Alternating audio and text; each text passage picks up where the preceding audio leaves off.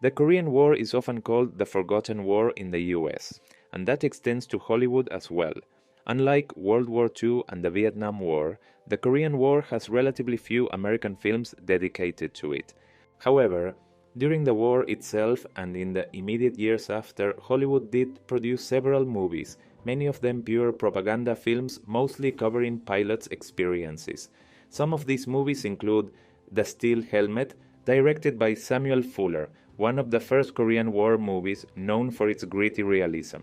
If you die, I'll kill you! Fixed Bayonets, another Samuel Fuller film focusing on a small unit's struggle to hold a strategic position.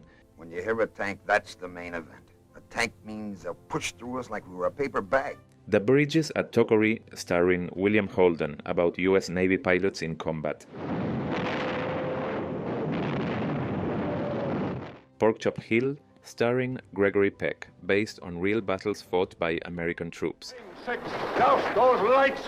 You want to murder us? Turn off those damn lights! Despite this initial wave of films, the Korean War gradually faded from Hollywood's focus. Several factors contributed to this decline. Hollywood prefers wars with clear moral stakes. World War II had an obvious good versus evil framing, with the fight against Nazi Germany and Imperial Japan. The Vietnam War, on the other hand, became a defining cultural event for the US, inspiring countless anti-war films. The Korean War falls in a gray area. It was fought to contain communism, but it ended in a stalemate with no clear victory for either side. This makes it less appealing for filmmakers looking for a dramatic arc with a satisfying conclusion. Additionally, the war was incredibly deadly, with the United States suffering 36,574 military deaths. Between 2.5 and 3 million people died during the war, with around 70% of casualties being civilians, making it one of the deadliest conflicts of the 20th century. By the time Hollywood started making big war movies in the late 50s and 60s, World War II was still fresh in people's minds, leading to classics like The Bridge on the River Kwai, What have I done? The Longest Day, Come on, you and Patton. Actually pity those poor bastards we're going up against. By God, I do. Then, the Vietnam War took over the cultural conversation in the 70s and 80s, leading to movies like Apocalypse Now, I love the smell of napalm in the morning. Platoon, Death? Well, you all know about death. and Full Metal Jacket. This is for fighting, this is for fun! The Korean War, sandwiched between these two defining conflicts, was largely ignored. Unlike World War II, which ended in total victory, or Vietnam, which ended in a clear US withdrawal, the Korean War ended in an armistice. The war technically never ended, it was just paused. This lack of closure makes it harder to craft a compelling story compared to wars with clear resolutions. Vietnam inspired passionate debates in the US, making it a rich subject for movies that explored themes of protest, disillusionment, and the costs of war. The government is a bunch of corrupt thieves, they are and robbers, and we are here to say that we don't have to take it anymore. We are here to say, we are here to tell the truth. The Korean War, while brutal, didn't inspire the same level of internal division or cultural reckoning. Hollywood tends to gravitate toward wars that stir strong emotions, and Korea simply didn't generate the same level of ongoing political discourse.